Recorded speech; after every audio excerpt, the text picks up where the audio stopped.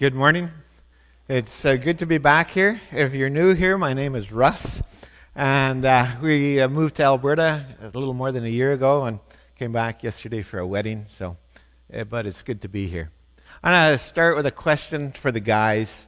Has something like this ever happened to you? Your lady sends you to the grocery store, your wife, your girlfriend, your mom, to pick up an obscure item. For the sake of argument, let's say tempura crumbs. Now, is it in a box or in a jar? Maybe one of those little pouch things. You don't know. But she knows your misery, so she says, not to worry, aisle 6, about halfway down on the left side, this high, between the curry paste and the coconut milk. So this should be easy. So you go down aisle 5, halfway down, this high, there's the curry paste, there's the coconut milk, and it's not there. You look, and it's not there. Oh no, they're out of tempura crumbs, so you're starting to leave, and you run into a clerk. He says, you guys got any tempura crumbs? And she says, yeah, aisle 5, right? Aisle 5, halfway down, left side, right beside the curry paste. And you say, are you sure? She says, yeah, I was there like 10 minutes ago. We got lots.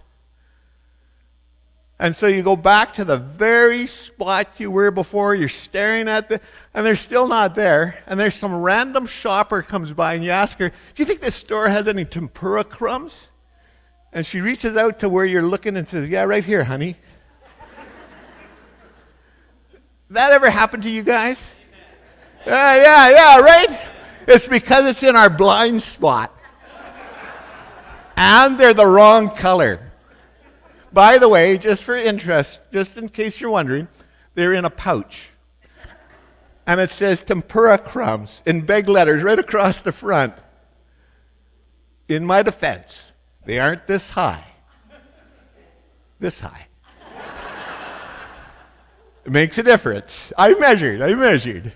Now, when I couldn't find the tempura crumbs, was it because they didn't exist or because I couldn't see them? I couldn't see them, right? The same with, right now, there's all kinds of radio waves from different stations coming through this room, but we don't hear them. Why not? Because we're not tuned into them. Now, let me ask a different question. What have you seen God do in this last week? Where have you seen him work, and what was he up to? Some of us might say, don't really know. And so let's broaden it out a little bit and say, this last year, what have you seen God do? And again, some of us might say, maybe a lot of us might say, not really quite sure. Now, is that because he wasn't really doing anything? Or we just didn't see what he was up to? Huh?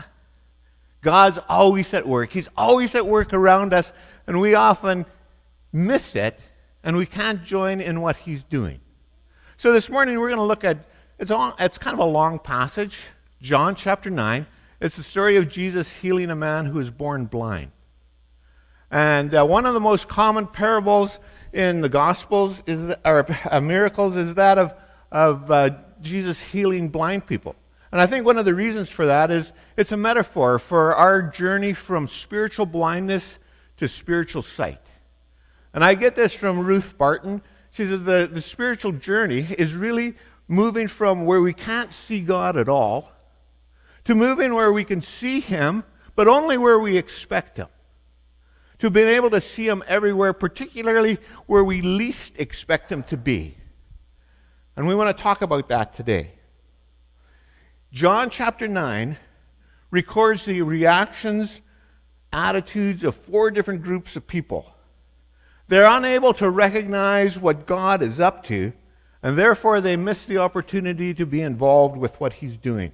The 4 groups are, first of all, Jesus' disciples. Then secondly, the blind man's neighbors. Then the Pharisees, and finally, the blind man's parents. All 4 groups have a level of spiritual blindness.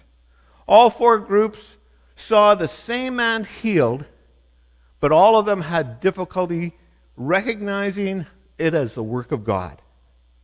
As we work our way through this story, I ask you to see where you fit into the story, how you connect with these four different groups.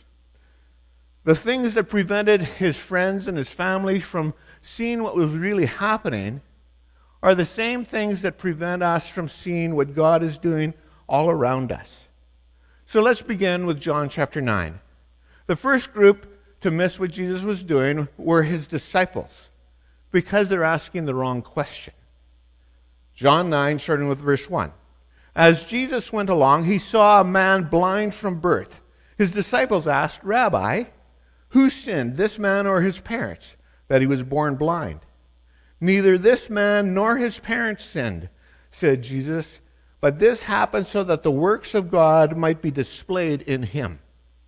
Now, in Jesus' day, the Jews believed that you could sin before you were even born. In your mother's womb, you could sin. They also connected suffering with sin. So if someone was suffering, there was sin involved somewhere.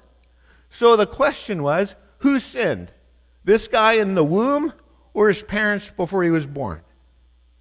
A theological or philosophical question. Note this, there's no love, there's no compassion for the man's situation, there's no concern for his well-being. Instead, he becomes an object lesson. They don't allow themselves to enter into the impossibility, the hopelessness of this man's situation. It's a question that keeps him and his pain at arm's length. Who sinned? Him or his parents? Jesus' response is, "You're asking the wrong question, guys. Neither this man nor his parents sinned. Rather, this man was born blind so that the works of God might be revealed in and through his life." The right question, according to Jesus, it would be, what is God doing in this situation, and how can I get involved with it?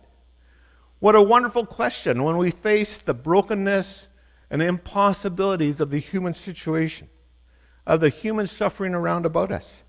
What is God going to do with this situation, and how can I get involved with it? Now, if you are facing a difficult situation right now, there's great confusion and pain in your life about how things are working out, I simply ask you to be open to the idea that what is happening in you is so that God's glory, God's work might be revealed through you. Now, you might not understand how God could possibly be at work in your situation. The pain, the confusion is just too great. But I ask you to think about, how is God at work in your situation that his glory might be revealed through you? One of the things I learned a long time ago is if we want to see God at work, hang around with broken, hurting people, places where people are in great pain and confusion. That's where God keeps showing up. Keep asking, what is God wanting to do in my situation? Now, I know this man was born blind. I don't know how old he was when Jesus healed him. His parents say he's of age, maybe 20, maybe 30, maybe 40 years old. He was waiting for a long time. And so, my friends, don't give up. Don't give up. The kind of questions we should be asking will always move us toward concrete expressions of love for real people who are in need around about us. Let's move to the neighbors. They miss what Jesus is doing because they are stuck in their patterns of thinking, of what they are willing and able to see. These people had watched the blind man grow up. Probably many of them have helped him in the past. Some of them may have been there when he was born and shared the grief with his parents when they realized that he was blind. Let's pick up the story in verse 6. After saying this, Jesus spit on the ground and made some mud with the saliva and put it on the man's eyes. "Go," he told him, "wash in the pool of Siloam." So the man went and washed and came home seeing. His neighbors and those who had formerly seen him begging asked, "Isn't this the same man who used to sit and beg?" Some claimed that he was. Others said, no, he only looks like him. But he himself insisted, I am the man. How then were your eyes opened, they asked. He replied, the man they called Jesus made some mud and put it on my eyes. He told me to go wash to Siloam and wash. And I went and washed, and then I could see. Where is this man? They asked him. I don't know, he said. Now the neighbors couldn't recognize the work of God here. A man born blind, particularly this man that they knew so well, now being able to see, it didn't fit anything they'd ever known, so they couldn't see it. For them, the most logical solution was that this was somebody who just looked like their friend. They found a way to talk themselves out of the possibility that the man they knew had been healed. It's interesting in verse 9 that the blind man had to insist. He had to say over and over again, I'm the guy. I'm the guy you know who was blind. In the 1960s, there was a great influx of Christians in Indonesia. Muslim people, by the hundreds of thousands, becoming Christians. And with that, there was lots of miraculous signs and even some raisings from the dead. Now, for some reason, North American Christians thought we needed to go out there and check if this was actually true. And so I know that there was at least two groups that had sent official delegations to discover if this was true or not. The first group was called Campus Crusade. Nowadays it's called Power to Change. They went out there and they saw it, and they came back saying, this is genuine. We saw it. We saw it with our own eyes. The second group was associated with Dallas Theological Seminary, led by one of our guys, a guy born in Herbert, Saskatchewan, George W. Peters. Dallas's theological position at that point was that all miraculous gifts had ceased. And if in fact these healings were true, their whole theological system would have to change. Guess what G.W. Peters discovered? These miracles didn't happen. How could they happen? Their whole theological system and worldview would have to change if they did. Sometimes we can't see things because we're stuck in our patterns of thinking. Back to John chapter 9. The situation became so confusing for the neighbors that they didn't know what to do, so they sent the guy to the Pharisees. But the Pharisees are no help either. They can't see what God is doing because they have to preserve their system of belief. On the day when the blind man was healed, they weren't all that keen on rejoicing with him. They needed to preserve their system and their place of power in it. Verse 13, the neighbors brought to the Pharisee the man who had been blind. Now the day on which Jesus had made the mud and opened the blind man's eyes was the Sabbath. Okay, here's the problem. Here's the problem. The Sabbath rules had become onerous. And everybody knew if you were righteous, you kept the Sabbath rules. If you were unrighteous, you broke the rules. And Jesus is messing with them. He's breaking the rules all over. Examples of the kind of rules. If you had sandals that were shod with nails, you couldn't wear them on the Sabbath because the weight of the nails constituted a burden, and to carry the burden on a Sabbath was to break the Sabbath. If you were going to spit on the Sabbath, you had to be careful where your spit landed. If it landed on a rock, it's good. Landed in the dirt, the spit mixed with the dirt made mud, and making mud was work. And so you were breaking the Sabbath. You weren't allowed to. Why do you think Jesus made mud that day? He healed all kinds of other blind people. Didn't make mud for their eyes. He's messing with them. You weren't allowed to heal on the Sabbath unless it was to save a life. But not just to help the person get better somewhat. For example, a person with a toothache wasn't allowed to swish vinegar through their teeth on the Sabbath. If you broke a bone, you weren't allowed to set it. If you popped a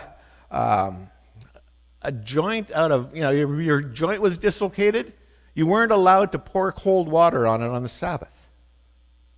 Now, this blind man's life wasn't at risk. The healing could have easily waited for the next day. Jesus is breaking a lot of Sabbath rules here. And therefore the Pharisees say, he can't possibly be from God and be doing God's work. Verse 15. Therefore the Pharisees also asked him how he had received his sight. He put mud on my eyes, the man replied. I washed, and now I see. Some of the Pharisees said, this man is not from God, for he does not keep the Sabbath. Others said, but how can a sinner perform such signs? So they were divided. Then they turned again to the blind man. What have you to say about him? It was your eyes he opened. Now, as we read this story and listen to the Pharisees' questions, we get the feeling that they're not wanting to rejoice with his healing. They're looking for reasons to say that this wasn't from God. Now, when I was starting out in ministry in Kelowna, we had some new Christians in the church, younger people, young couples. They'd come from pretty rough backgrounds, so they hadn't got their act together completely. They weren't squeaky clean, but they loved God and they loved people. And they saw a need in our community. Kids that were going hungry because their parents would run out of money before the end of the month. And they asked for permission to have a pantry in the church. And they said, it isn't going to cost the church any money because we're going to supply all the food. We're going to pay for it ourselves. It isn't going to require workers from the church because we've got more than enough people to work this thing. We'll feed people. We'll give them financial counseling. All we need is a room in the church where we can store the food and meet with people. And they asked our deacons. Now, our deacons were in charge of the physical ministry of the church, meeting physical needs. And they were overworked. And they thought, these guys aren't reliable. We're going to start this ministry, and then they're going to quit, and we're going to be stuck with it. And so they turned him down. They turned him down. And not long after that, that group of people left our church and went to another church, and God used them in a powerful way to do that ministry. We couldn't see what God was up to. One of the things I've learned as a pastor is very often when God wants to do something new and powerful through a church, he doesn't start it with the official leadership of the church. He starts it with a fringe group that the official leadership views with suspicion. Interesting, eh? Anyhow, back to the Pharisees. Their effort to make sense out of this, in order to make sense, they started to attack Jesus' character as a way of dismissing him. He's a sinner. No matter how hard they tried, they couldn't get the blind man to back off of his story, and they couldn't get him to say what they wanted him to say. The whole situation was becoming a big problem for the Pharisees, and so they have to find a way out. Perhaps the neighbors were right. Perhaps this is a case of mistaken identity. So they sent for his parents for an interview. But the parents know better. It's not an interview, it's an interrogation. And those asking the questions aren't actually seeking the truth. Verse 18. The Pharisees did not believe that he had been blind and had received his sight until they sent for the man's parents. Is this your son? They asked. Is this the one you say was born blind? How is it now that he can see? We know that he's our son, the parents answered. We know he was born blind, but how he can see or who opened his eyes, we don't know. Ask him. He's of age. He will speak for himself. His parents said this because they were afraid of the Jewish leaders, who had already decided that anyone who acknowledged that Jesus was the Messiah would be put out of the synagogue. That is why his parents said, "He's of age. Ask him." Now, the parents couldn't see the hand of God because they were afraid. They couldn't say, "God did this," because they were afraid of the ramifications. This day that should have been a day of great rejoicing for them, their son was able to see for the very first time in his life. This day should have been wonderful, but it turns out to be a nightmare for them. They couldn't celebrate the work of God in their son's life. I think they knew what was real. They knew who had healed who had healed him and what was going on. They knew that God was at work, but they couldn't say it. They also probably knew that the Pharisees acted like they were asking real questions, but really they were just setting a trap. The Pharisees had already decided who Jesus was and who he was not. They had already agreed what they were willing to see, and anyone who disagreed would be kicked out. So the parents had to dance around the truth. Now, after getting nowhere with the parents, they summoned the healed man back a second time. They asked him the whole thing all over again, but now the stakes are raised. They want to hear what they've decided they want to hear. Verse 24. The second time they summoned the man who had been blind. Give glory to God by telling the truth. Now that little phrase is like an oath. Do you swear to tell the truth, the whole truth, and nothing but the truth? And then they say, and we know Jesus is a sinner. So at this point, they're not really asking a question. What they're saying is, do you swear by God that you're going to tell the truth? And by the way, the truth is, Jesus is a sinner. Verse 25, he replied, whether he's a sinner or not, I don't know. One thing I do know, I was blind, but now I see. Then they asked him, what did he do to you? How did he open your eyes? He answered, I have told you already, and you did not listen. Why do you want to hear it again? Do you want to become his disciples too? Then they hurled insults at him. You know, see, when bullies can't win an argument, what do? We've done this for thousands of years. We insult them. You can't win, you start insulting them. You idiot. Where was I?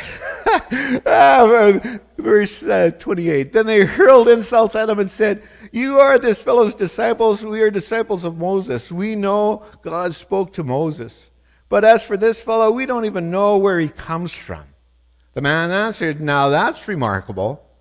You don't know where he comes from, yet he opened my eyes. We know that God does not listen to sinners. He listens to the godly person who does his will. Nobody has ever heard of opening the eyes of a man born blind. If this man were not from God, he could do nothing. They can't really argue with him, can they? To this they replied, you are steeped in sin at birth. How dare you lecture us? And to end the argument, they threw him out. Now the Pharisees refused to be instructed. They were caught in their blindness because they refused to receive instruction. In their blindness, they couldn't see their sin. They couldn't see their need for instruction. Now let's finish the story. Verse 35. Jesus heard that they'd thrown him out, and when he found him, he said, do you believe in the Son of Man? Who is he, sir? The man asked. Tell me so that I may believe in him. Jesus said, you have now seen him. In fact, he is the one speaking with you. Then the man said, Lord, I believe, and worshipped him. Now in the story, the blind man is healed. He is physically healed and also spiritually healed. Note the growth in his spiritual sight. At first, verse 11, he says, a man called Jesus healed me. He starts off by believing that Jesus is a wonderful man. But then when he's asked later who he thinks Jesus is, well, he's a prophet, verse 17. And then verse 33 describes him as a man from God. And then finally in verse 38, he believes he is the Son of God. He starts to worship him. Now that's a good journey. The problem is that journey gets him kicked out of his religious community because the leaders are on the opposite journey. They're moving deeper and deeper into darkness. John 9 ends with these words. Verse 39, Jesus said, "For judgment I have come into this world, so that the blind will see and those who see will become blind." Some Pharisees who were with him heard him say this and asked, "What? Are we blind too?" And Jesus said, "If you were blind, you would not be guilty of sin. But now you claim that you can see, your guilt remains." And that's the whole point of this story. Those who admit that they are blind will be able to see. But those who are convinced that they can see well, and stubbornly refuse to admit their need for healing, will not be able to see anything new. They will not progress on their spiritual journey. Now, we want to be able to recognize God at work around about us. It starts with our admission that we're not all that good at seeing in the first place. It begins with acknowledging that we are completely blind and there are obstacles we need to overcome. John 9 is a disturbing passage for those of us who've been in the church for a long time. Because if we're honest, we're going to see ourselves depicted in various places in this chapter. And so what do? If you identify with the disciples, and you're wondering if you're asking the wrong questions and getting caught up in theological debates that often miss the point, what do? Start to ask questions that have to do with healing rather than blame. Questions that move us to love real people rather than getting involved in theological debate. Now, if we identify with the neighbors who are stuck in our patterns of thinking, unable to see what God is doing because it just doesn't fit what we believe is possible, ask God to reveal your patterns for what they are. Not necessarily bad, just limiting. Ask, God, where are you bigger and more than my way of thinking? If we can't ask questions like that, we end up with a God of our own small minds. If you can identify with the Pharisees, who are working so hard to preserve their belief system and their place in it, be honest about it. Now, all of us who are in church leadership or who've been in church leadership probably find ourselves in this part of the story, at least to some extent. As we begin to recognize ourselves, we need to start to ask, what am I trying to protect? What do I stand to lose if I really see what God is up to and sought to join him in it? And fourth, if we identify with the parents who knew that their son had been healed by Jesus, but were afraid to say so, sometimes seeing what God is up to requires us to be willing to say what we know and work from there regardless of the risk. They wrestled with the reality that it's easier to belong to a group than it is to belong to God. It's easier to go with the group than to stand up and say what we know, to talk freely about what God is doing in our lives. Standing on the truth may involve loss. But how much better it is to live in the truth of what Jesus is actually doing in our lives and work from there. So my prayer is that God would move us along in a spiritual journey. If at this point you have a trouble seeing God anywhere, may he move you to where you see God somewhere. Maybe only where you most expect him. But if that's where you are, may he move you along to where you can see God everywhere, particularly where you least expect Him. Let's pray. Father, I pray that you would open our eyes. We know that you are always at work around about us. It's not that you're not working. It's just that we don't see it. I pray that you would open our eyes. Open our hearts. We want to join you in what you're doing. In your grace, heal us. I pray this in the name of Christ. Amen.